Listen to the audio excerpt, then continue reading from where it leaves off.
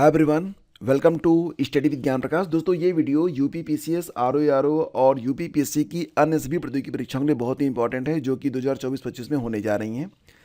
तो इसमें हम यूपी पीएससी के द्वारा 2023 में और 2024 में जो भी प्रतियोगी परीक्षाएं करवाई गई हैं, उसमें जीएस के जो प्रश्न पूछे गए थे, तो जीएस के सभी प्रश्नों को यहाँ पर हम डिस्कस करेंगे।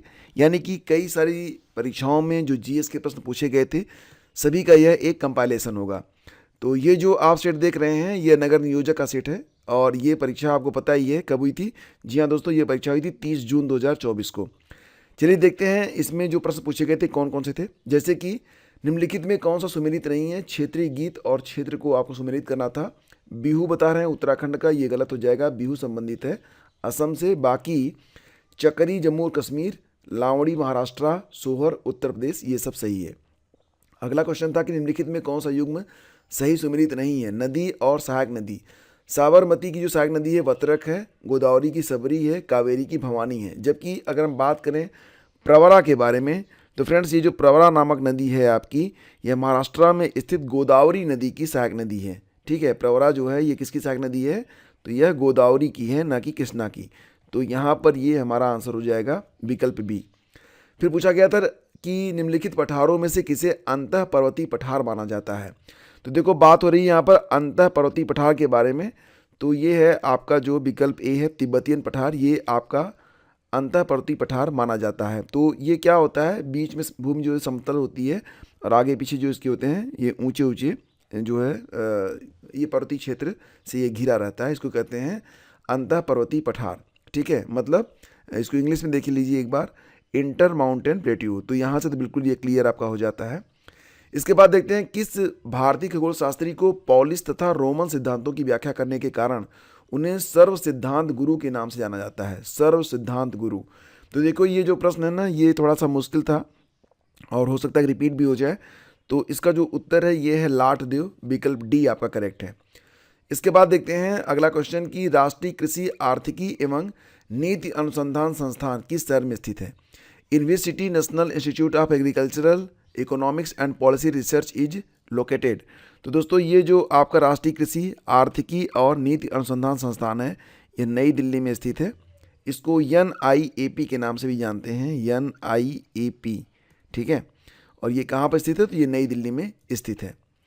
इसके बाद आगे बढ़ते हैं किस अभिलेख में अशोक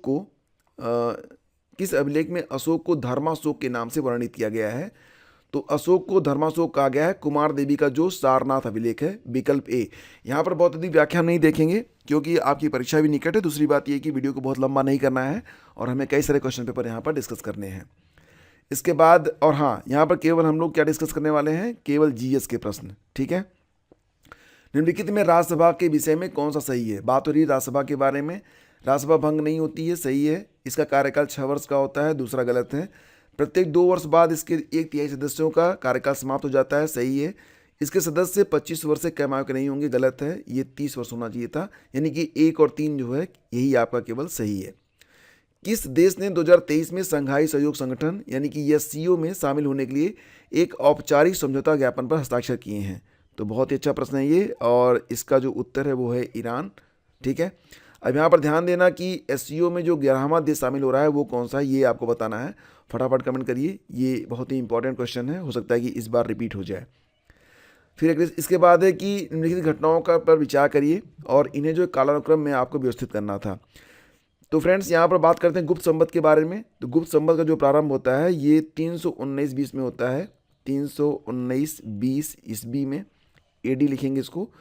अशोक का कलिंग पर आक्रमण ये 261 ईसा पूर्व में हुआ था, BC में। शक संवत जो है ये स्टार्ट होता है 78 ईस्वी में, 71 AD में।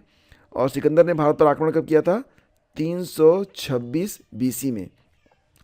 तो सबसे पहले जो घटना घटी वो सिकंदर ने भारत पर आक्रमण किया, इसके बाद अशोक ने कलिंग पर आक्रमण किया, इसके बाद होगा आपका शक संवत का प्रारंभ और लास्ट में आएगा गुप्त संवत का प्रारंभ। तो विकल्प ए आपका यहाँ पर करेक्ट है। उत्तर प्रदेश में किसान मित्र योजना जो है ये कब शुरू हुई थी। तो फ्रेंड्स, ये शुरू होती है आपकी 18 जून 2001 को। तो याद रखना कि यूपी में जो किसान मित्र योजना थी ये 18 जून 2001 को स्टार्ट हुई थी। इसके बाद है कि निम्न कथनों में कौन सा कथन सही है। तो देखो यहाँ पर जो विकल्प बी है ये सही है, मैग्नीशियम कैल्शियम क्लोराइड के घोल से कैल्शियम को विस्थापित करता है, ये विकल्प आपका यहाँ पर करेक्ट है। बैलाडीला खान निम्नलिखित में से किस खनिज के लिए प्रसिद्ध है? तो आपको पता है बैलाडीला यह लोहे के लिए जानी जाती है। और बैलाडीला स्थित कहाँ पर है? तो फ्रेंड्स याद रखना कि बैलाडीला जो है ये दंतेवाड़ा छत्तीसगढ़ में स्थित है। कहाँ पर? दंतेवाड़ा छत्तीसगढ़ में बैलाडीला स्थित है। इसके बाद है राष्ट्रीय खाद्य सुरक्षा मिशन NFSM यानी कि नेशनल फूड सिक्योरिटी मिशन के बारे में दो कथन दिए गए हैं कि 2007-8 में से शुरू किया गया था, जिसका उद्देश्य चावल, गेहूं और दालों का उत्पादन बढ़ाना था। करेक्ट है। और NFSM 28 राज्यों के 623 जिलों में 2014-15 से लागू हुई, ये भी आपका सही है। तो आपके जो दोनों कथन हैं ये आपके बिल्कुल करेक्ट हैं। इसके बाद देखिए अगस्त 2023 में निम्नलिखित में से किस देश ने मेडिकल प्रोडक्ट रेगुलेशन के क्षेत्र में भारत के साथ समझौता ज्ञापन पर हस्ताक्षर किए थे? तो देखो ये जो अगस्त 2023 में ये क्वेश्चन पूछा गया था, रिपीट होने की संभावना कम है, लेकिन टॉपिक देखिए आप कि बहुत ही दुर्लभ तरीके का क्वेश्चन है ये, मेडिकल प्रोडक्ट रेगुलेशन। तो ये सूरीनाम इसका सही जवाब बनेगा। 18 का जो सही जवाब है वो ऑप्शन डी होगा। इसके बाद आगे बढ़ते हैं, क्वेश्चन नंबर 19 पे आते हैं। और आपका जो क्वेश्चन नंबर 19 है, वित्तीय वर्ष 2022-23 में भारत के कुल कृषि निर्यात में निम्नलिखित कृषि उत्पादों को उनके अंश के अनुसार घटते क्रम में विस्तृत करिए। मतलब सबसे ज़्यादा से सबसे कम की ओर जाना है। तो सबसे ज़्यादा जो यहाँ पर हमने एक्सपोर्ट किया था वो किया था चावल को, और सबसे कम जो एक्सपोर्ट किया है वो कॉफ़ी को किया है। तो पहले स्थान पर आएगा आपका चावल, उसके बाद मसाले, फिर आता है आपका तंबाकू और फिर आती है आपकी कॉफ़ी। तो विकल्प सी आपका यहाँ पर करेक्ट है। अगला क्वेश्चन है कि निम्नलिखित विद्रोहों को कालक्रमानुसार व्यवस्थित करिए। मुजफ्फरपुर नगर विद्रोह, सहारनपुर विद्रोह, बागपत विद्रोह और अलीगढ़ विद्रोह। तो ये बहुत ही इंपॉर्टेंट है और ध्यान देना कि इसका जो सही जवाब है वो विकल्प 3 यहाँ पर बताया जा रहा है। फिर इसके बाद अगला क्वेश्चन होगा कि निम्नलिखित में कौन एक BCCI की वित्तीय वर्ष 2018 से 22 के मध्य अधिकतम कमाई से सही सुमेलित नहीं है? तो BCCI की अधिकतम कमाई के बारे में क्वेश्चन है 2018 से 22 के बारे में। ICC के राजस्व में भागीदारी, ये तो करेक्ट है। प्रायोजन सौदे भी करेक्ट हैं। मीडिया अधिकार भी सही है। लेकिन बी आपका उत्तर होगा कि युवा मामले और खेल मंत्रालय से निधि या अनुदान, ये कमाई से संबंधित नहीं है। तो विकल्प बी हमारा आंसर होगा। अंतःस्रावी ग्रंथियाँ और हार्मोन्स, तो ये बहुत ही इंपॉर्टेंट है, इसको ध्यान से एक बार आप लोग देख लीजिए। यहाँ पर जो एड्रीनल ग्रंथि है उससे निकलता है ग्लूकोकार्टिकोइड, ये आपका सही है। पैराथायरॉइड ग्रंथि से निकलता है कैल्सिटोनिन, ये भी सही है। पीयूष ग्रंथि से क्या निकलता है, जिसको आप पिट्यूटरी ग्लैंड कहते हैं, इससे निकलता है सोमेटोट्रॉपिक हार्मोन। लेकिन अगर बात करें हम कि टेस्टिस से क्या निकलता है, तो बता रहे हैं कि ल्यूटिनाइजिंग हार्मोन। तो फ्रेंड्स ये गलत हो जाएगा। जो वृषण है इससे जो हार्मोन निकलता है वो क्या निकलता है, इससे निकलता है टेस्टोस्टेरोन। टेस्टिस से टेस्टोस्टेरोन निकलता है, जबकि ल्यूटिनाइजिंग हार्मोन स्त्रियों में निकलता है, ओवल्यूशन से ये संबंधित है। तो ये फीमेल से संबंधित है और ये जो है ये आपका मेल पार्ट है। तो इससे जो निकलता है हार्मोन उसका नाम है टेस्टोस्टेरोन। इसके बाद है कि निम्नलिखित में गर्म महासागर धारा कौन सी है? तो आप यहाँ देख सकते हैं कि गर्म महासागर धारा कौन सी है। तो देखो यहाँ पर लैब्राडोर, उत्तरी अटलांटिक धारा, कैनरी धारा और उपयुक्त में से कोई नहीं। तो यहाँ पर जो आपका जवाब है वो बनेगा उत्तरी अटलांटिक धारा, यह गर्म महासागर धारा है। तो विकल्प बी आपका यहाँ पर करेक्ट है। इसके बाद है जॉर्जी गोस्पोडिनो को 2023 का अंतर्राष्ट्रीय बुकर पुरस्कार किस पुस्तक के लिए दिया गया था? तो टाइम शेल्टर के लिए। अब आपको यहाँ पर ये बताना है कि 2024 का, थोड़ा सा रिवाइज कर लीजिए आप लोग, 2024 का जो बुकर प्राइज है और जो इंटरनेशनल बुकर प्राइज है दोनों किसको प्रदान किया गया है। और हालांकि जो मैंने अपलोड किया है वीडियो जिसमें 2023 से लेकर 2016 तक के सारे प्रश्न हमने हल करवाए हैं पापा वीडियो में, तो उसमें ये टॉपिक हमने काफ़ी गंभीरता से डिस्कस किया है। तो जाकर देख लीजिएगा। और एग्ज़ाम से पहले ये वीडियो बहुत ही इंपॉर्टेंट है, तो इसका लिंक मैं आपको डिस्क्रिप्शन में डाल दूंगा। इसके बाद देखते हैं अक्टूबर 1924 में क्रांतिकारी युवाओं का सम्मेलन किस जगह हुआ जिसमें हिंदुस्तान रिपब्लिकन एसोसिएशन का गठन किया गया था? तो ये कानपुर में हुआ था। विकल्प बी आपका यहाँ पर सही है। ठीक है, अब मैं आपको यहाँ पर थोड़ा बता ही देता हूँ 2024 वाला। देखो 2024 का जो अंतर्राष्ट्रीय बुकर पुरस्कार है ये जेनी अर्पनबैक द्वारा लिखित और माइकल हॉफमैन द्वारा अनुवादित कैरोस को प्रदान किया गया है। लेकिन ये बुकर प्राइज वाला मैं आपको नहीं बताऊंगा, इंटरनेशनल तो मैंने आपको बता दिया। अब आप बुकर प्राइज वाला सर्च करो या फिर जाके वीडियो वॉच करो। ठीक है, चलो। इसके बाद अगला क्वेश्चन होगा आपका कि किस राज्य की सीमा भूटान से नहीं मिलती है। तो भूटान से किसकी सीमा नहीं मिलती है? देखो यहाँ पर जो मिजोरम है इसकी सीमा भूटान से नहीं मिलेगी, बाकी अरुणाचल प्रदेश, पश्चिम बंगाल और सिक्किम की सीमा मिलती है। देखो यहाँ पर आपको क्या करना था, मैच कराना था, ठीक है। जैसे कि जो आपका भातखंडे संगीत संस्थान है ये 1926 में स्थापित हुआ था, करेक्ट है। और उत्तर प्रदेश राज्य ललित कला अकादमी की स्थापना होती है 1962 में। उत्तर प्रदेश संगीत नाटक अकादमी की स्थापना होती है 1963 में। भारतेंदु नाट्य अकादमी की स्थापना 1975 में होती है। तो आपका विकल्प डी यहाँ पर बिल्कुल सही सुमेलित है। प्रधानमंत्री कृषि सिंचाई योजना के लिए केंद्र सरकार ने 5 वर्ष की अवधि यानी कि 2015-16 से लेकर 2019-20 तक कितनी धनराशि को आवंटित किया था? तो 50,000 करोड़ रुपए। इसके बाद है कि यहाँ पर संस्थान दिए गए हैं और स्थान दिया गया है, कौन सा सही सुमेलित नहीं है ये आपसे पूछा जा रहा है। तो ध्यान से देखो इसके लिए। अभी आपका जो भारतीय चारागाह और चारा अनुसंधान संस्थान है ये झांसी में स्थित है, करेक्ट है। केंद्रीय औषधि अनुसंधान संस्थान लखनऊ में ही है और सरकरा तकनीकी संस्थान ये आपका कानपुर में है। लेकिन जो कृषि विज्ञान संस्थान है, कृषि विज्ञान संस्थान बता रहे हैं प्रयागराज में, तो प्रयागराज में नहीं है फ्रेंड्स, ये मिलेगा आपको लखनऊ में, ठीक है। तो ऑप्शन बी हमारा यहाँ पर सुमेलित नहीं है और यही हमारा उत्तर होगा। अगला क्वेश्चन देखते हैं, एक नाभिक से गामा उत्सर्जन में क्या होता है? तो गामा किरण जब निकलती है तो क्या होता है? तो देखो यहाँ पर प्रोटॉन संख्या और न्यूट्रॉन संख्या में कोई परिवर्तन नहीं होता है। गामा किरण जब निकलती है तो कुछ परिवर्तन नहीं होता है। तो विकल्प सी हमारा करेक्ट है। अगस्त 2023 में स्पेन में महिला टेनिस हार्ड कोर्ट स्पर्धा में किस भारतीय खिलाड़ी ने युगल खिताब को जीता है? तो ये प्रश्न काफ़ी इंपॉर्टेंट है। इसका जवाब बनेगा प्रार्थना थोम्बरे। भारत में दुग्ध दिवस आपको पता ही है प्रतिवर्ष 26 नवंबर को होता है, करेक्ट है। और यह डॉक्टर वी कुरियन का जन्मदिन होता है, ये भी सही है। तो 1 और 2 दोनों ही आपके यहाँ पर करेक्ट है। अगला क्वेश्चन था कि वर्ष 1908 के भारतीय राष्ट्रीय कांग्रेस को किस और नाम से जाना जाता है? तो देखो ये प्रश्न बहुत ही इंपॉर्टेंट है और इसका जवाब है मेहता कांग्रेस, ठीक है। तो 1908 में जो भारतीय राष्ट्रीय कांग्रेस अधिवेशन हुआ था इसे मेहता कांग्रेस के नाम से भी जाना जाता है। देखो ध्यान ये देना है कि 1908 का जो ये अधिवेशन हुआ था ये क्रम में 23वां माना जाता है, क्योंकि इसके पहले जो 1907 वाला अधिवेशन था जो कि सूरत में हुआ था वो सस्पेंडेड माना जाता था। तो जो 23वां यहाँ पर सेशन हुआ था 1908 में, ये कहाँ पर हुआ था? तो देखो ये मद्रास में हुआ था और इसकी अध्यक्षता की गई थी रास बिहारी बोस के द्वारा। रास बिहारी घोष के द्वारा इसकी अध्यक्षता की गई थी, ये भी याद रखना। और इसे जो है मेहता कांग्रेस के नाम से भी जाना जाता है। इसके बाद अगला क्वेश्चन है कि कौन सा देश भूबद्ध देश है, लैंड लॉक्ड कंट्री है? तो ये आपका बेलारूस है, विकल्प सी आपका करेक्ट है। हाल ही में किस संस्था ने पानी से प्रदूषकों को हटाने के लिए स्थूल सूक्ष्म आयनिक कार्बनिक पदार्थ विकसित किया है?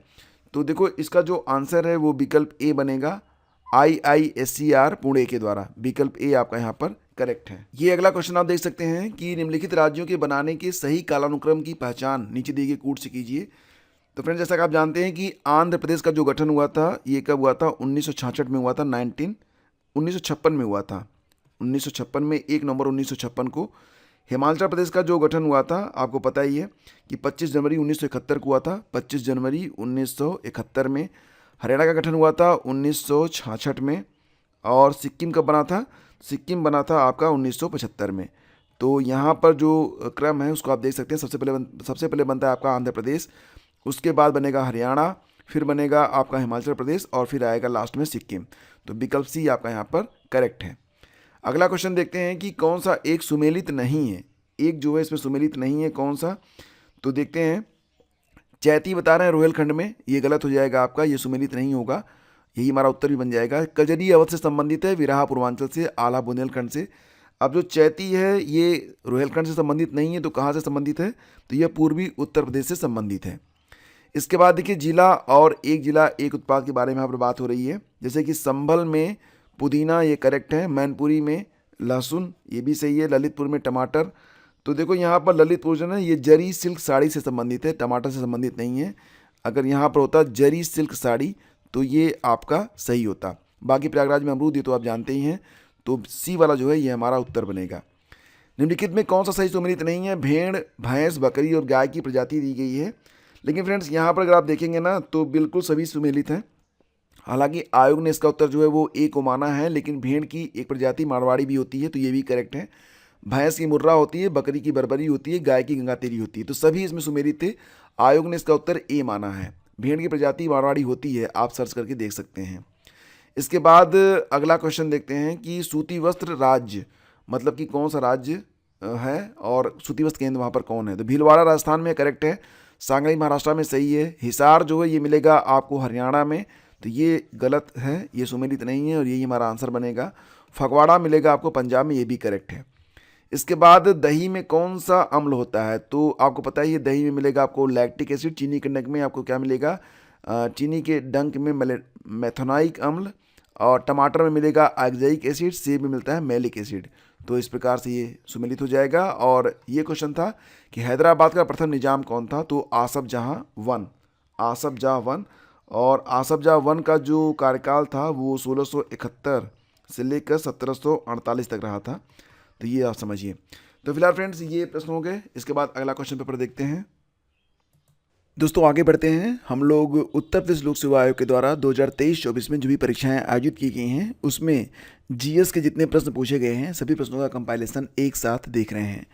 तो आपका अगला क्वेश्चन होगा, फरवरी 2024 में देश के 8 प्रमुख बुनियादी उद्योग। अब देखो ये जो 8 प्रमुख बुनियादी उद्योग हैं जिनको कोर सेक्टर कहा जाता है, ये कौन कौन से हैं, इसके बारे में आगे मैं आपको बता रहा हूँ। फिलहाल क्वेश्चन ये पूछा गया था कि फरवरी 2024 में देश के 8 प्रमुख बुनियादी उद्योगों की कोर सेक्टर ग्रोथ क्या थी। तो देखो ये थी 6.7%, ये बहुत ही इंपॉर्टेंट है, याद रखना। और भारतीय अर्थव्यवस्था के 8 प्रमुख जो क्षेत्र हैं उनको कोर सेक्टर कहा जाता है। तो कोर सेक्टर में क्या क्या आता है, कोयला, कच्चा तेल, प्राकृतिक गैस, रिफाइनरी उत्पाद, उर्वरक, इस्पात, सीमेंट और बिजली।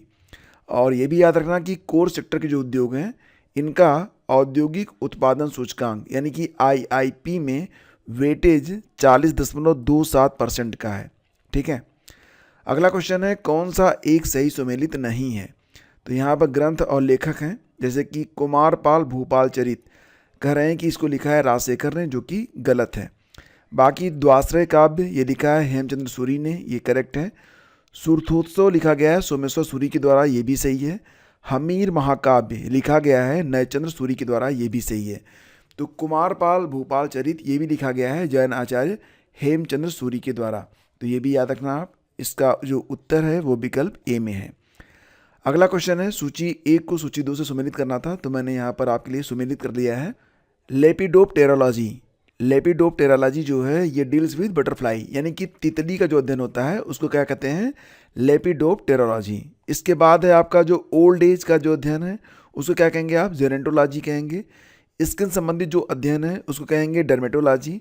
और मकड़ियों के बारे में जो अध्ययन किया जाता है, स्पाइडर्स के बारे में, उसको क्या कहेंगे, ये बोला जाएगा आर्चेनोलॉजी। तो आर्चेनोलॉजी क्या है, यह स्टडी ऑफ स्पाइडर्स होता है। ठीक है। इसके बाद अगला क्वेश्चन होगा कि मुख्य न्यायाधीश को सम्मिलित करते हुए भारत के उच्चतम न्यायालय के न्यायाधीश की अधिकतम संख्या कितनी रहेगी। तो देखो ये कितनी होती है, 34 होती है। इसमें मुख्य न्यायाधीश शामिल होते हैं। वर्तमान में जो भारत के मुख्य न्यायाधीश हैं संजीव खन्ना जी हैं, अभी हाल ही में इनकी नियुक्ति हुई है, ये भी याद रखना।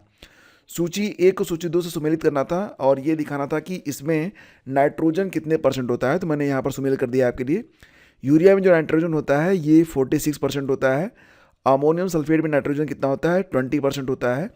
कैल्शियम अमोनियम नाइट्रेट में नाइट्रोजन होता है 25% और डीएपी में सबसे कम 18% होता है। तो सबसे अधिक होता है यूरिया में और सबसे कम होता है डीएपी में, याद रखना। इसके बाद भारत के निम्नलिखित राज्यों को क्षेत्रफल के अनुसार घटते क्रम में व्यवस्थित करना था। तो इसमें आंध्र प्रदेश, बिहार, अरुणाचल और असम को दिया गया था। तो यहाँ पर इन चारों राज्यों में सबसे बड़ा आपका आंध्रा है, फिर बिहार है, फिर अरुणाचल है और फिर असम है। ठीक है, ये इसका सही क्रम है। आगे बढ़ते हैं। भारतीय अर्थव्यवस्था में कितने क्षेत्र कोर सेक्टर माने जाते हैं। तो इसके बारे में मैंने आपको भी पढ़ाया था कि कुल मिला के जो 8 सेक्टर हैं जिन्हें कोर सेक्टर कहा जाता है, तो इनकी संख्या 8 होती है।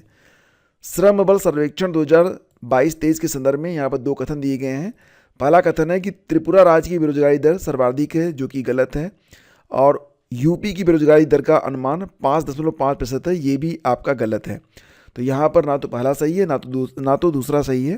तो आपको बता दें कि जो बेरोजगारी की दर है उसमें केरल राज्यों में और केंद्र शासित प्रदेशों में लक्षद्वीप को टॉप पर रखा गया है।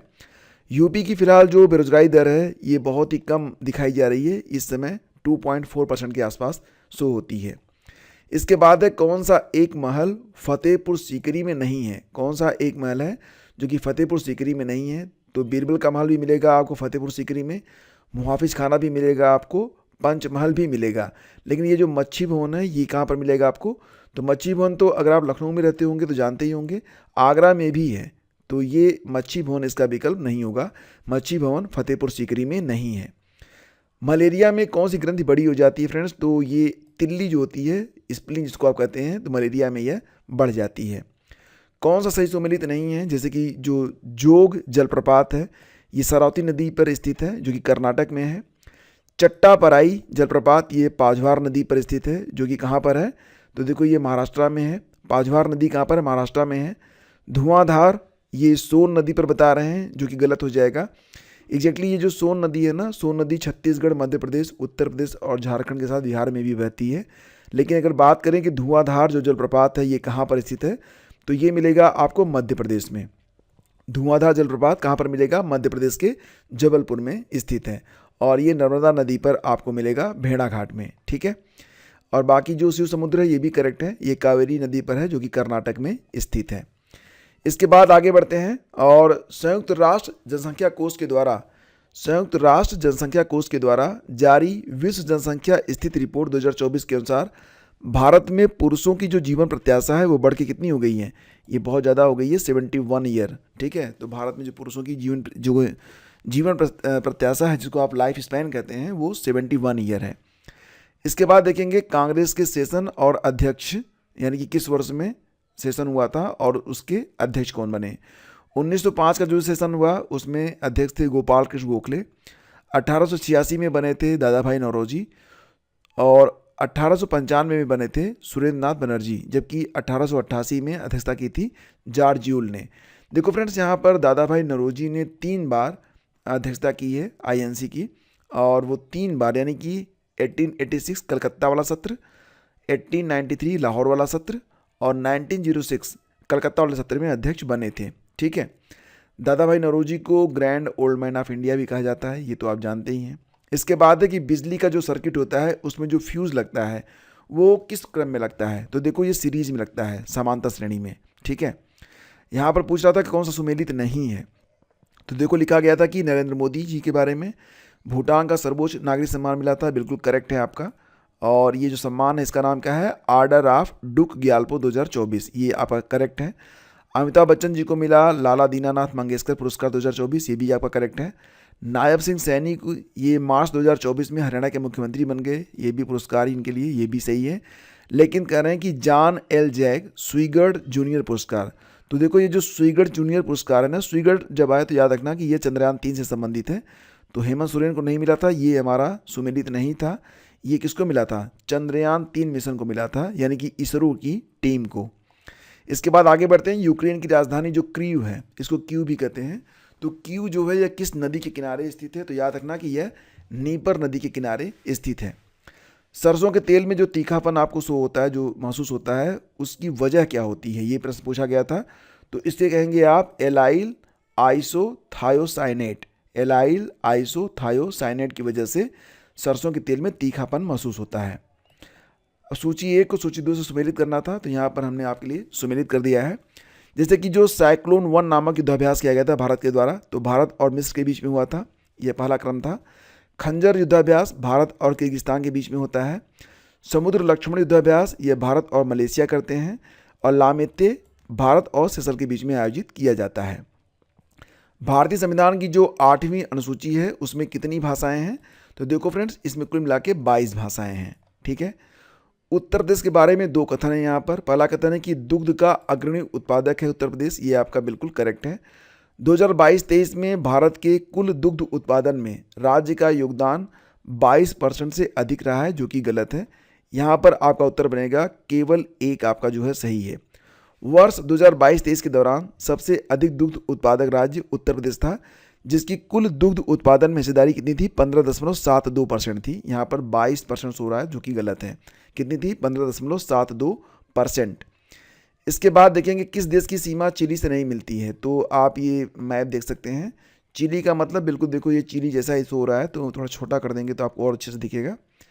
अब देखो ये बिल्कुल चिली जैसा है ना, मिर्च जैसा, ये जो कलर वाला पोर्शन है। तो आप देखेंगे यहाँ पर पराग्वे तो काफ़ी दूर है। पराग्वे अर्जेंटीना से लगा हुआ है, बोलीविया से लगा हुआ है, लेकिन पराग्वे जो है ये है आपका चिली से लगा हुआ नहीं है। बाकी आप देखिए यहाँ पर बोलीविया, ये ऊपर पेरू आपका मिल रहा है। यानी कि जो आपका क्वेश्चन है उसमें प्रश्न ये था, और इसमें चूंकि पराग्वे भी शामिल है तो पराग्वे आपका आंसर बन जाएगा। किस देश की सीमा जो है चिली से नहीं मिलती है? तो अर्जेंटीना की तो सटा हुआ है, आप देख ही रहे हैं, और पेरू भी बिल्कुल ऊपर है, बोलीविया भी लगा हुआ है, लेकिन पराग्वे बहुत दूर है। तो हमारा उत्तर बनेगा पराग्वे। ठीक है, आप देख सकते हैं पराग्वे यहाँ पर है, काफ़ी दूर है। इसके बाद देखते हैं यूपी के बारे में बात करते हैं। पहला पॉइंट है कि वृंदावन मथुरा में संविद गुरुकुलम गर्ल्स सैनिक स्कूल देश का पहला पूर्णतः लड़कियों वाला सैनिक स्कूल है। ये आपका करेक्ट है। उद्घाटन इसका पीएम मोदी ने 1 जनवरी 2024 को किया था। ये गलत है। इसका उद्घाटन रक्षा मंत्री के द्वारा किया गया था। तो 1 सही है, 2 गलत है। किस अनुच्छेद को 86वें संवैधानिक संशोधन द्वारा वर्ष 2022 में शिक्षा को मूल अधिकार बनाने के लिए जोड़ा गया था? अब 2002, देखो यहाँ पर थोड़ा मैंने गलत बोल दिया है। किस वर्ष एक अनुच्छेद को 86वें संवैधानिक संशोधन द्वारा वर्ष 2002 में शिक्षा को मूल अधिकार बनाने में जोड़ा गया था? तो यह था अनुच्छेद 21A। ठीक है, ये याद रखना, ये काफ़ी इंपॉर्टेंट है। स्मार्ट सिटी मिशन में उत्तर प्रदेश के कितने शहर स्मार्ट शहरों के रूप में 5 राउंड में चुने गए हैं? तो ये इनकी संख्या कितनी है? 10। हॉथिस के बारे में आपसे क्वेश्चन पूछा गया था, और यहाँ पर 2 कथन दिए गए थे कि हॉथिस कह रहे हैं कि ये कैरेबियन सागर में सक्रिय समुद्री डाकू हैं, ये अमेरिका की अश्वेत आबादी के हमदर्द हैं। ऐसा बिल्कुल नहीं है, दोनों ही गलत हैं। यहाँ पर देखो हॉथिस जान लीजिए, हॉथिस द्वारा यमनी सेना के खिलाफ 2004 में एक सैन्य विद्रोह किया गया था, और ये जो हॉथिस हैं ये अभी भी यमन में अपनी लड़ाई को जारी रखे हुए हैं। तो हॉथिस यह एक संगठन है जो कि यमन में यमन सेना के विरुद्ध लड़ाई कर रहा है, और अब यमन में गृह युद्ध शुरू हो चुका है।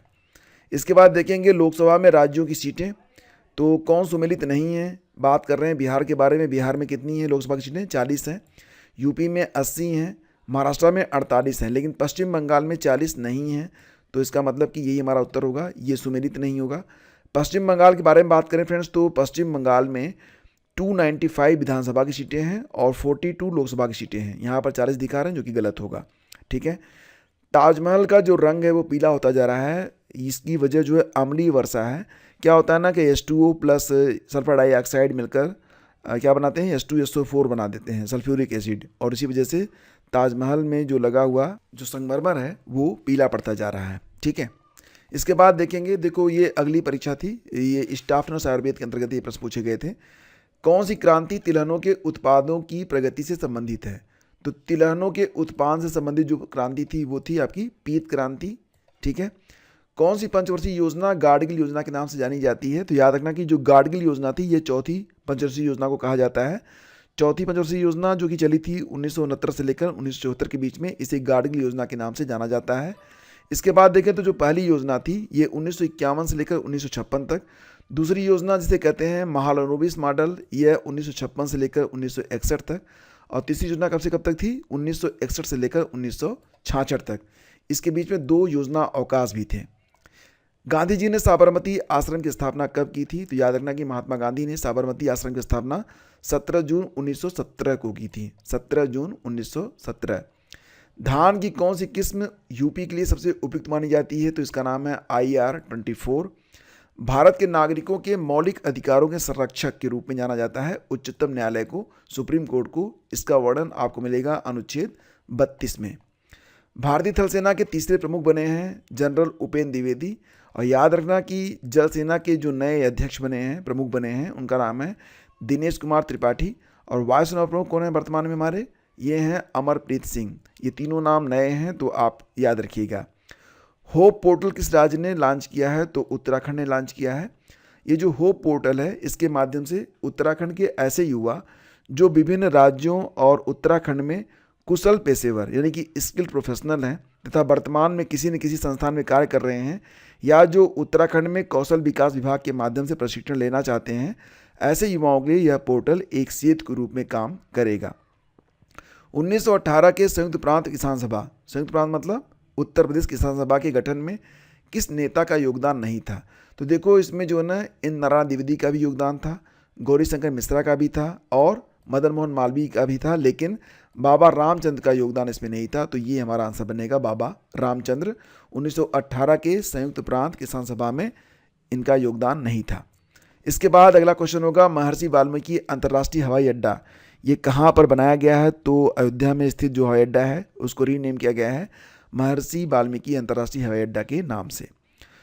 उत्तरी मध्य रेलवे का जो प्रधान कार्यालय है ये इसका जो मुख्यालय मिलेगा वो आपको प्रयागराज में मिलेगा। जबकि गोरखपुर के बारे में बात करें तो यहाँ पर मिलेगा आपको NER का हेडक्वार्टर, ठीक है। तो नॉर्थ ईस्टर्न रीजन का जो हेडक्वार्टर है वो गोरखपुर में है, जबकि उत्तरी मध्य रेलवे का है कहाँ पर? प्रयागराज में है।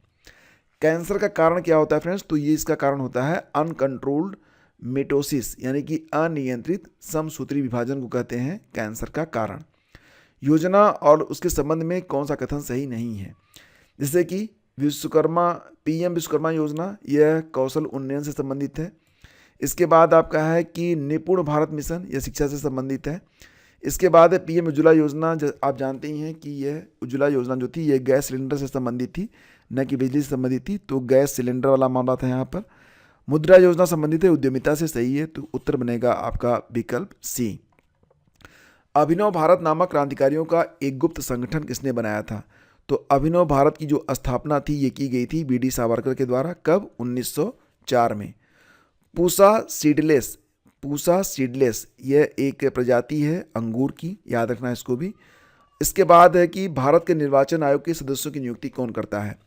भारत के जो निर्वाचन आयोग के सदस्य हैं उनकी नियुक्ति राष्ट्रपति द्वारा की जाती है। इसका वर्णन अनुच्छेद 324 में किया गया है। गोल्डन राइस किसका प्रचुर स्रोत माना जाता है? तो गोल्डन राइस में आपको मिलेगा विटामिन A। G20 विकास मंत्रियों की बैठक की मेजबानी भारत के किस शहर में हुई थी? तो 2023 के बारे में बात यहाँ पर हो रही है। 2023 में जो G20 की बैठक हुई थी उसकी अध्यक्षता भारत के द्वारा की गई थी और इसमें जो विकास मंत्रियों की बैठक हुई थी वह वाराणसी में आयोजित की गई थी। G20 2024 की जो मेजबानी कर रहा है, कौन कर रहा है? तो ब्राज़ील कर रहा है। और याद रखना कि G20 शिखर सम्मेलन 2024 की जो थीम है क्या है? एक न्यायपूर्ण विश्व और एक संधारणीय ग्रह का निर्माण। देखो सारे प्रश्न बहुत ही इंपॉर्टेंट है, 2-3 बार देख लेना और अगर प्रश्न रिपीट होते हैं तो डेफिनेटली आपको यहाँ से बहुत सारे प्रश्न देखने को मिल सकते हैं। नेताजी सुभाष चंद्र बोस द्वारा आज़ाद हिंद फौज के एक हिस्से के रूप में गठित जो महिला रेजिमेंट थी उसका नाम था रानी झांसी, याद रखना इसको भी। तापमान जिस पर सेल्सियस और फ़ारेनहाइट इकाइयों का मान समान होता है। तो देखो ये जो -40 डिग्री सेल्सियस होता है, -40 डिग्री सेल्सियस पर जो आपका फ़ारेनहाइट तापमान है ये भी -40 ही होता है। तो आपका उत्तर बनेगा -40 डिग्री सेल्सियस, ठीक है। किसके दूध में वसा की मात्रा ज़्यादा होती है? तो भैंस के दूध में जो वसा की मात्रा होती है ज़्यादा होती है। भारत में खारे पानी की सबसे बड़ी जो झील है वो चिल्का लेक है और मीठे पानी की वुलर लेक है। चिल्का झील कहाँ पर है? तो ये उड़ीसा में स्थित है। कौन सा युग्म सुमेलित नहीं है? जैसे कि भूमि अर्जन, पुनर्वासन और पुनर्व्यवस्थापन अधिनियम 2013, उत्तर प्रदेश उद्यान, खेल के मैदान और खुले स्थान परिरक्षण और विनियमन अधिनियम 1975, जनहित गारंटी अधिनियम। देखो ये भी सही है, ये भी सही है, ठीक है। अब जनहित गारंटी अधिनियम बता रहे हैं 2004 जो कि आपका गलत हो जाएगा, ये 2011 होता तो आपका सही होता। और रियल एस्टेट अधिनियम आया था 2016 में, ये भी आपका सही है। तो आपका जो C विकल्प है ये आपका आंसर होगा। जनहित गारंटी अधिनियम यह 4 मार्च 2011 को पारित किया गया था। 1 हॉर्स पावर HP = 746 वाट होता है, ठीक है, तो ये सही है। नागालैंड की राजधानी कोहिमा है, करेक्ट। त्रिपुरा की राजधानी अगरतला है, करेक्ट। मिजोरम की राजधानी बता रहे हैं इम्फाल, जो कि गलत है, यह आइजोल होगा। अरुणाचल प्रदेश की राजधानी कहाँ पर है? तो ईटानगर है, ये आप याद रखना। मिजोरम के बारे में 2 फैक्ट और भी याद रखना कि मिजोरम भारत का 23वां राज्य बना था 20 फरवरी 1987 में। इससे पहले यह 1972 में केंद्र शासित प्रदेश था। मिजोरम राज्य बनाने के लिए भारतीय संसद ने साल 1986 में संविधान के 53वें संशोधन को अपनाया था। अगला क्वेश्चन होगा कि निम्नलिखित में कौन सी फास्फेट घुलनशील जीवाणु बैक्टीरिया है? तो घुलनशील जीवाणु बैक्टीरिया, ये इसे कहते हैं स्यूडोमोनास। क्या कहेंगे? स्यूडोमोनास। 2014 में 18वीं लोकसभा में जो चुनाव हुए तो कितने चरणों में हुए थे? अब ऐसे भी क्वेश्चन पूछे गए हैं कि जो चुनाव हुए थे कितने चरणों में हुए थे, तो 7 चरणों में। यहाँ पर सबसे इंपॉर्टेंट पॉइंट मैंने एक्स्ट्रा आपके लिए लिख दिया है, याद रखना, हो सकता है एग्जाम में आ जाए, कि 18वीं लोकसभा के लिए कुल 74 महिला सदस्य, जो कि 13.62% माना जाएगा, जीत कर आई हैं। तो वर्तमान लोकसभा में कितनी महिलाएं हैं? 74 हैं। और इसके पहले की जो लोकसभा थी, यानी कि जो 17वीं लोकसभा थी, उसमें महिलाओं की संख्या कितनी थी? तो 78 थी। 18वीं में कितनी हो रही है? 74 हो रही है। ठीक है। अब यहाँ पर ध्यान देना कि 2019 की जो लोकसभा थी उसके मुकाबले 2024 की जो लोकसभा है, इसमें संख्या जो है महिलाओं की वो थोड़ी कम है। सबसे ज़्यादा जो 11 महिलाएं हैं वो कहाँ से चुनकर आई हैं? तो बंगाल से चुनकर आई हैं। यानी कि अगर देखा जाए तो लोकसभा में सबसे अधिक जो महिलाएं हैं किस राज्य से हैं? तो वो बंगाल से हैं। 1976 में 1976 में नागरिकों के मूल कर्तव्य का समावेश किस समिति की संस्तुतियों के आधार पर किया गया था? तो आपको याद होगा, स्वर्ण सिंह समिति। और हमारे मूल कर्तव्य कितने हैं? इनकी संख्या कितनी है? तो 11 है। किसी व्यक्ति की श्वेत रक्त कोशिकाओं में असमान वृद्धि, जो आपका WBC होता है, अगर इसमें असमान वृद्धि देखने को मिले तो इसे कहेंगे ल्यूकेमिया, जिसे ब्लड कैंसर भी कहा जाता है। इसके बाद ये स्टाफ नर्स आयुर्वेद की परीक्षा में कुछ पूछे गए प्रश्न थे, देखते हैं। मुद्रास्फीति के दौरान अर्थव्यवस्था की स्थिति क्या होती है? तो फ्रेंड्स, मुद्रास्फीति के दौरान अर्थव्यवस्था की जो स्थिति होती है, इसमें मुद्रा की जो क्रय शक्ति होती है वो कम हो जाती है। मतलब क्या होता है? महंगाई बढ़ जाती है, आपको ज़्यादा पैसे देने होते हैं। राजा राम मोहन राय ने ब्रह्म समाज की स्थापना कब की थी? तो 1828 में की थी। ऊष्मा का सबसे अच्छा चालक कौन सा होगा? लोहा, रबड़, कांच और लकड़ी में। तो यहाँ पर तो आप समझ रहे होंगे कि लोहा। इसके बाद है राज्यसभा में राष्ट्रपति द्वारा कितने सदस्यों को मनोनीत किया जाता है? तो कुल 12 सदस्यों को राष्ट्रपति जो है वो मनोनीत करते हैं। कहाँ पर? राज्यसभा में। कांचीपुरम किसकी राजधानी थी? तो पल्लवों की राजधानी थी कांचीपुरम, ये भी याद रखना। इसके बाद है कि सतीश धवन स्पेस सेंटर, ये कहाँ पर स्थित है? तो श्रीहरिकोटा में, जो कि कहाँ पर है? तो आंध्र प्रदेश में है। हरित क्रांति खाद्यान्न उत्पादन से संबंधित है, यहाँ पर देखिए सम्मिलित कर दिया गया है। श्वेत क्रांति का संबंध दुग्ध उत्पादन से है। नीली क्रांति का संबंध मत्स्य उत्पादन से है। पीली क्रांति का संबंध है तिलहन उत्पादन से। कौन एक ग्रीन हाउस गैस है? तो यहाँ पर ग्रीन हाउस गैस के बारे में बात हो रही है। तो नाइट्रोजन भी नहीं है, हाइड्रोजन भी नहीं है, ऑक्सीजन भी नहीं है। कार्बन डाइऑक्साइड जो है यह एक ग्रीन हाउस गैस है। इसके बाद है कि सुएज नहर किन 2 जल निकायों को जोड़ती है? तो याद रखना कि जो आपका रेड सी है और जो आपका भूमध्य सागर है, इनको जोड़ने वाली जो नहर है इसी को कहते हैं सुएज नहर। और ये जो आपकी सुएज नहर है ये 1859 में बननी स्टार्ट हुई थी और 17 नवंबर 1869 को यह स्टार्ट कर दी गई, शुरू कर दी गई। हाल ही में दक्षिणी अमेरिका के किस देश ने जंगलों की आग के कारण आपातकाल इमरजेंसी को घोषित किया था? तो कोलंबिया ने। विक्रम संवत स्टार्ट होता है 57 ईसा पूर्व में। कब? 57 BC में। ठीक है। इसके बाद एक कावेरी जल विवाद किन राज्यों के मध्य है? जो कावेरी नदी का जल विवाद है वो 4 राज्यों में है। बेसिकली 2 राज्य हैं यहाँ पर, तमिलनाडु और कर्नाटक, लेकिन यहाँ पर तमिलनाडु, कर्नाटक, केरल और पुडुचेरी के बीच में है। थोड़ा सा जान लीजिए इसके बारे में। तमिलनाडु, कर्नाटक, केरल और पुडुचेरी राज्यों के बीच अंतर्राज्यीय कावेरी जल और नदी घाटी के संबंध में जल विवाद के न्याय निर्णय करने के लिए भारत सरकार ने 2 जून 1990 को कावेरी जल विवाद अधिकरण यानी कि CWDT का गठन किया था। कावेरी जल विवाद कर्नाटक और तमिलनाडु राज्यों के बीच है और इस विवाद की जड़ 1892 में मद्रास प्रेसिडेंसी और मैसूर रियासत के बीच हुए एक समझौते में है। 1956 में राज्यों के पुनर्गठन के बाद पानी के बंटवारे का मुद्दा एक वास्तविक समस्या बन गया। फिर अगला क्वेश्चन होगा कि पंचायती राज सबसे पहले कहाँ पर स्टार्ट हुआ था? तो आपको पता ही है, सबसे पहले जो पंचायती राज व्यवस्था शुरू की गई थी वो नागौर में शुरू की गई थी, राजस्थान में, 2 अक्टूबर 1959 को। इसके बाद दूसरा राज्य बना था आंध्र प्रदेश। सही सुमेलित नहीं है, कौन सा एक सही सुमेलित नहीं है? जो आपका मृदा थर्मामीटर होता है, इससे मृदा तापक्रम मापा जाता है। एनीमोमीटर से विकिरण मापते हैं, गलत होगा। वर्षा मापी से वर्षा की मात्रा। विंड वेन से हवा की दिशा। तो जो आपकी एनीमोमीटर है ना, ये भी हवा की दिशा ही मापता है। तो एनीमोमीटर एक ऐसा उपकरण है जिसका इस्तेमाल हवा की गति और दबाव को मापने के लिए किया जाता है। अगला क्वेश्चन है, भारत सरकार ने सबसे पहले राष्ट्रीय जनसंख्या नीति की घोषणा कब की थी? तो भारत सरकार के द्वारा सबसे पहले राष्ट्रीय जनसंख्या कोष, राष्ट्रीय जनसंख्या नीति की घोषणा की गई थी 16 अप्रैल 1976 में। सरकार द्वारा एक राष्ट्र एक चुनाव के लिए जो समिति गठित की गई थी उसके अध्यक्ष कौन थे? तो श्री रामनाथ कोविंद, भारत के पूर्व राष्ट्रपति। कौन सा देश चीनी का उत्पादन गन्ना जैसे कच्चे माल से करता है? तो क्यूबा। इसे बाउल ऑफ शुगर भी कहते हैं, चीनी का कटोरा भी कहते हैं। पूछ रहा था कि जैव उर्वरक क्या है, 4 विकल्प दिए गए थे, उसमें सही था कि सूक्ष्म जीवों की वांछित स्ट्रेन वाला जो कल्चर होता है उसे कहते हैं जैव उर्वरक। भ्रष्टाचार निवारण कानून किस वर्ष पारित किया गया था? तो देखो फ्रेंड्स, यहाँ पर जो भ्रष्टाचार निवारण कानून है ये पास हुआ था 1947 में ही, और भ्रष्टाचार निवारण अधिनियम 1947 को अधिनियम संख्या 2 के तहत पारित किया गया था। हालांकि बाद में इस अधिनियम में 2 बार संशोधन भी किया गया है। आपराधिक कानून संशोधन अधिनियम 1952 और भ्रष्टाचार विरोधी कानून संशोधन अधिनियम 1964।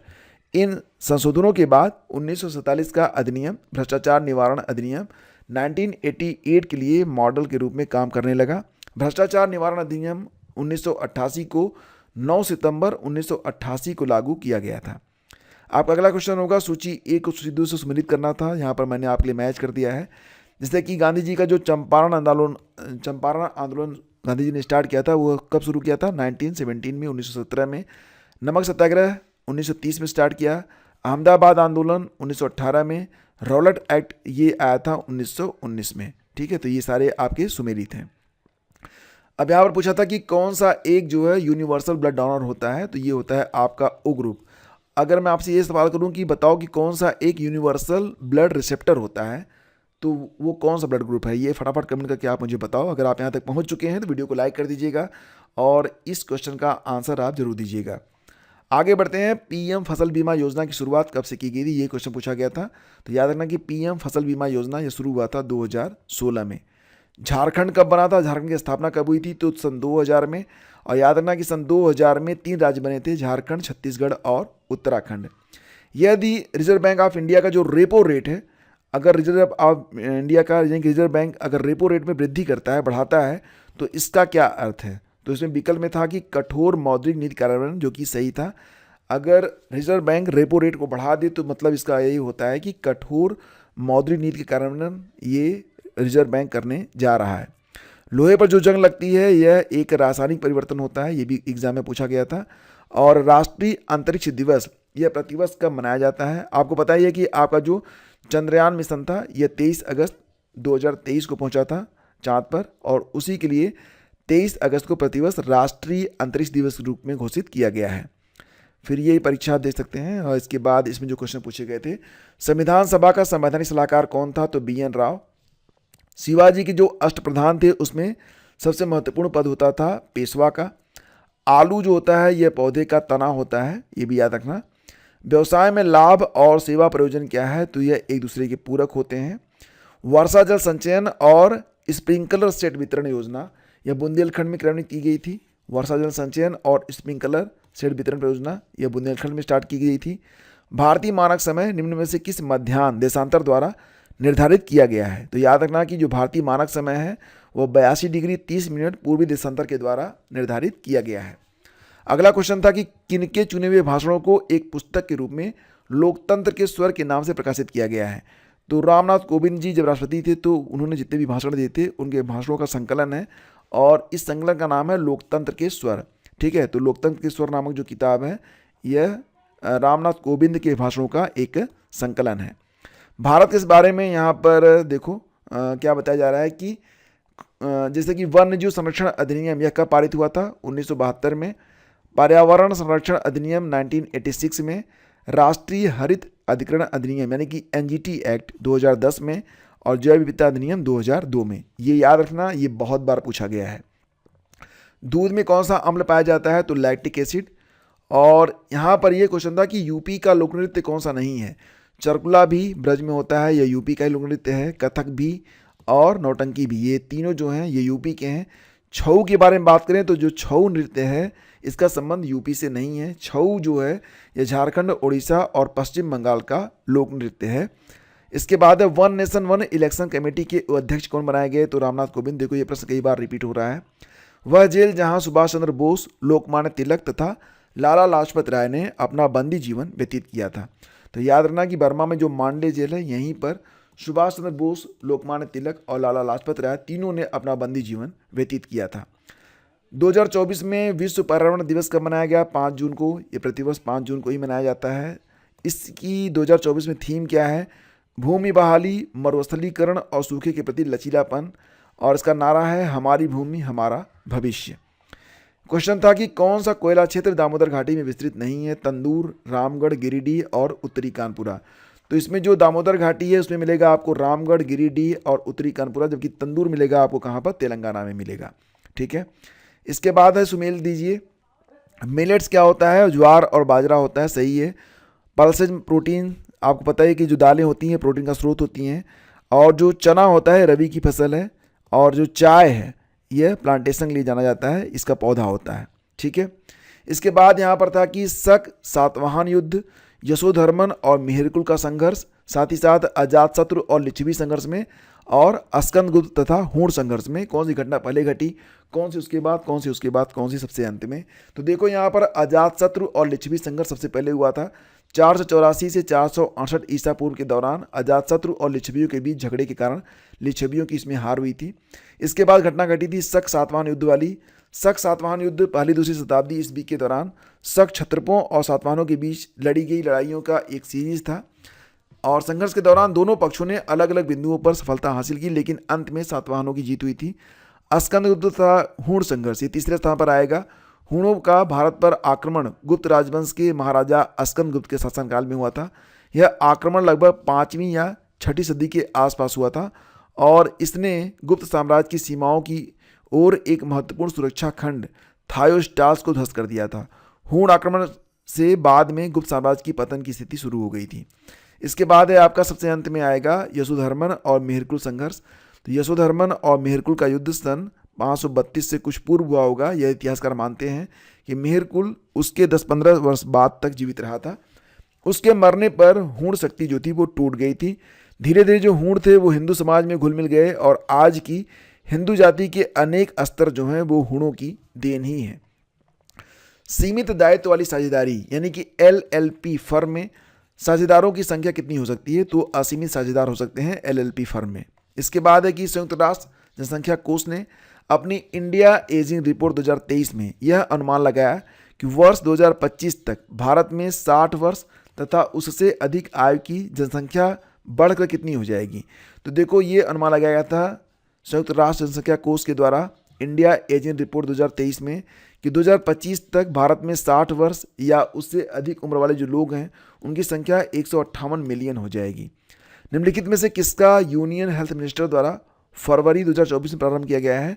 तो देखो AIIMS SBI smart payment card को, यह जो योजना है AIIMS SBI smart payment card, इसकी जो शुरुआत है वो यूनियन हेल्थ मिनिस्टर के द्वारा की गई थी। कब? फरवरी 2024 में। यूपी में जो औषधि पार्क बनेगा कहाँ पर बनेगा? बहुत सारे लोग इसका उत्तर लखनऊ बता रहे हैं, जो कि गलत होगा। यूपी में जो औषधि पार्क है इसकी घोषणा ग्रेटर नोएडा में बनाने के बारे में की गई है। उत्तर प्रदेश का कौन सा जनपद है जो कि 4 राज्यों की सीमाएं स्पर्श करता है? आप यहाँ पर देख सकते हैं, ये आपका MP हो गया, ये छत्तीसगढ़ हो गया, झारखंड और बिहार को छूता है उत्तर प्रदेश का सोनभद्र नामक जिला। ठीक है। भारत सरकार द्वारा किस वर्ष पर्यावरण नियोजन और समन्वय की राष्ट्रीय समिति गठित की गई थी? तो भारत सरकार द्वारा किस वर्ष पर्यावरण नियोजन और समन्वय की राष्ट्रीय समिति यह 1972 में गठित की गई थी। 1 हार्स पावर, देखो ये प्लस रिपीट हुआ है, 1 HP = 746 वाट, ये याद रखना। सूचना का अधिकार अधिनियम किस वर्ष पारित किया गया था? तो RTI के बारे में सवाल है जो कि पारित हुआ था 2005 में। किसने पारिस्थितिकी तंत्र शब्द को प्रतिपादित किया है? तो जो आपका पारिस्थितिकी तंत्र शब्द है इसको प्रतिपादित किया गया है टांसले के द्वारा। प्रथम ब्रिटिश व्यापारिक कारखाना यह स्थापित हुआ था कहाँ पर? तो मछलीपट्टनम में। रबड़ उत्पादक राज्यों की सूची दी गई है यहाँ पर।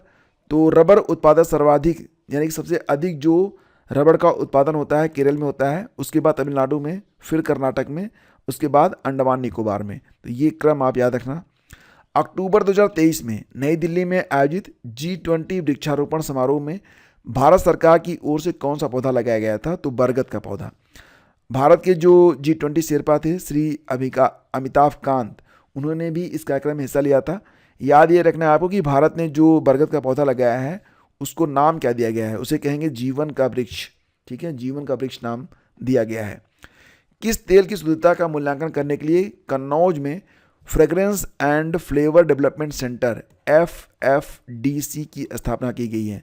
तो देखो कन्नौज में इसकी स्थापना की गई है और ये मेंथा ऑयल के बारे में इसकी जो स्थापना है वो की गई है। मानव शरीर में किडनी जो है यह उत्सर्जन के लिए जानी जाती है।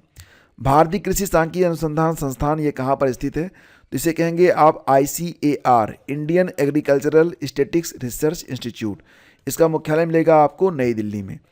1 रुपये का नोट जारी करती है भारत सरकार, याद रखना। बाकी जो आपके नोट हैं उन्हें रिजर्व बैंक ऑफ इंडिया जारी करता है, लेकिन जो 1 रुपये का नोट है इसे वित्त मंत्रालय भारत सरकार के द्वारा जारी किया जाता है। कुमार संभव ये रचना कालिदास की है। 20वें जो एशियाई खेल होंगे 2026 में, इसकी मेज़बानी करेगा जापान। 20वें एशियाई खेल यानी कि आईची नागोया 2026 या 19 सितंबर से लेकर 4 अक्टूबर 2026 के बीच जापान के आईची प्रीफेक्चर और नागोया शहर में होंगे। अब बात करें अगर 19वें एशियाई खेलों के बारे में, तो आपको याद ही होगा कि ये जो खेल थे ये हांगझाओ में चीन में आयोजित किए गए थे 23 सितंबर से 8 अक्टूबर 2023 के मध्य में। चीनी सन 2024-25 के लिए गन्ने की फसल के लिए, यानी कि बात यहाँ पर ये हो रही है कि 2024-25 का जो साल है उसमें गन्ने की फसल की जो FRP है वह कितने रुपए तय की गई है? तो 340 रुपये। ध्यान देना कि जो अदर जो हमारी जो क्रॉप्स होती हैं, जो फसलें होती हैं, उसमें MSP लगाया जाता है, लेकिन गन्ने का FRP लगाया जाता है।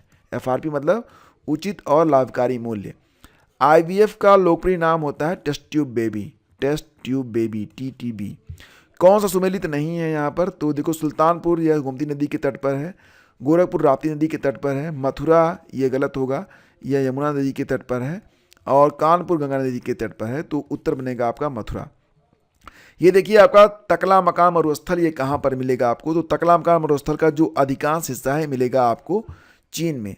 तो तकली मकान या तकला मकान आप जो कुछ भी समझें, लेकिन इसे याद रखिए कि यह इसका जो ज़्यादातर जो हिस्सा है वो चीन में आपके स्थित है, और चीन में जो सिंजियांग प्रांत है वहीं पर आपको मिलेगा।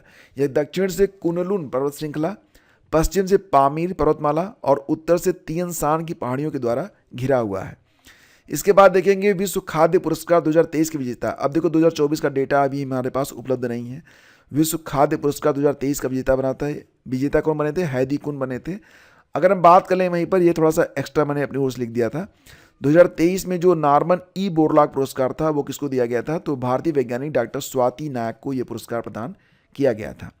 मुख्यमंत्री किसके प्रति उत्तरदायी होता है? तो राज्य विधानसभा के प्रति उत्तरदायी होता है। गदर आंदोलन का प्रमुख नेता किसे कहा जाता है? तो लाला हरदयाल को। और ये जो माउथ अमीबा होता है, मुखी अमीबा, इसे किसे कहा जाता है? तो यही है आपका मुखी अमीबा, और ये होता है एंट अमीबा जिंजीवालिस। ठीक है। फरवरी 2024 में ईरान में आयोजित एशियाई इंडोर एथलेटिक्स चैंपियनशिप में भारत ने 3 स्वर्ण पदक गोल्ड मेडल जीते थे। तो ये भी आप याद रखना, ये काफ़ी इंपॉर्टेंट है। कौन सा सही सुमेलित नहीं है? देखो यहाँ पर कह रहे हैं कि अबोहर, ये पश्चिम बंगाल में स्थित है, जो कि सही सुमेलित नहीं है। तो अबोहर राष्ट्रीय उद्यान कहाँ मिलेगा आपको? तो देखो फ्रेंड्स, ये जो अबोहर नाम का आपका राष्ट्रीय उद्यान है ये मिलेगा आपको फाजिल्का पंजाब में। अगर पंजाब होता तभी आपका सही होता। बाकी बुक्सा ये मिलेगा आपको पश्चिम बंगाल में, ये आपका बिल्कुल सही है। बलपक्रम राष्ट्रीय उद्यान मिलेगा मेघालय में, याद रखना। सिरुई राष्ट्रीय उद्यान मिलेगा आपको मणिपुर में। बलपक्रम कहाँ पर है? मेघालय में। सिरुई कहाँ पर है? मणिपुर में है। और अबोहर नेशनल पार्क ये मिलेगा आपको फाजिल्का पंजाब में। हाल ही में विश्व जनसंख्या दिवस मनाया गया, तो ये प्रतिवर्ष मनाया जाता है 11 जुलाई को। ये भी एग्जाम में पूछा गया था। कौन सा सर्प सैला नहीं है? तो यहाँ पर 4 नाम दिए गए थे, कैट, वाइपर, अजगर और कोबरा। तो आप जानते हैं कि अजगर विषैला नहीं होता है, केवल ताकतवर होता है। वर्ष 2024 में ऑस्ट्रेलियाई ओपन टेनिस महिला एकल का खिताब किसने जीता है? तो यहाँ पर बात हो रही है ऑस्ट्रेलियन ओपन के बारे में। ऑस्ट्रेलियन ओपन 2024 को जीता है आर्यना सबालेंका ने। आपसे एक सवाल करूंगा, आप ये बता दो कि आर्यना सबालेंका किस देश की रहने वाली हैं? हो सकता है एग्जाम में आ जाए, क्योंकि ऐसे प्रश्न एग्जाम में पहले पूछे जा चुके हैं। भारत का पूर्णतः जैविक राज्य है सिक्किम। ठीक है। एक स्वस्थ वयस्क मनुष्य के द्वारा औसतन प्रतिदिन कितना यूरिया उत्सर्जित किया जाता है? तो 25 से 30 ग्राम। दो कोण एक दूसरे के पूरक कोण हैं, पूरक कोण मतलब मिलकर वो 180 डिग्री का कोण बनाते हैं। तो प्रत्येक कोण क्या होगा, देखो यहाँ पर अधिक कोण न्यून कोण दोनों हो सकता है, दोनों अगर अधिक कोण होंगे तो नहीं हो सकता है, अगर दोनों न्यून कोण होंगे तो कई सारे ऑप्शन थे, इसमें जो विकल्प डी था वो सही था कि नन ऑफ द एबव। 1857 में बरेली उत्तर प्रदेश में क्रांति का नेता कौन था, तो खान बहादुर खान थे, याद रखना। और विश्व जल दिवस ये प्रतिवर्ष होता है 22 मार्च को। 19 से 31 जनवरी 2024 को संपन्न छठे खेलो इंडिया यूथ गेम्स की पदक तालिका में सर्वोच्च स्थान पर था आपका महाराष्ट्र। राज्यपाल पूर्ण रूप से उत्तरदायी होता है किसके प्रति, राष्ट्रपति के प्रति।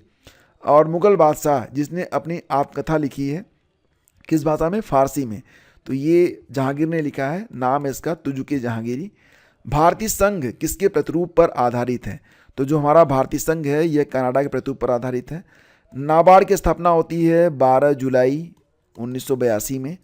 भाखड़ा नांगल परियोजना किस नदी पर स्थित है, तो सतलज नदी पर स्थित है भाखड़ा नांगल परियोजना। और भारत के संविधान को कब अंगीकृत किया गया था, तो 26 नवंबर 1949 को। और आपको याद होगा कि 26 नवंबर को पहले कानून दिवस के रूप में मनाया जाता था, फिलहाल अब इसे संविधान दिवस के रूप में मनाया जाता है। तो फ्रेंड्स ये सारे प्रश्न अभी हाल ही की परीक्षाओं में पूछे गए थे।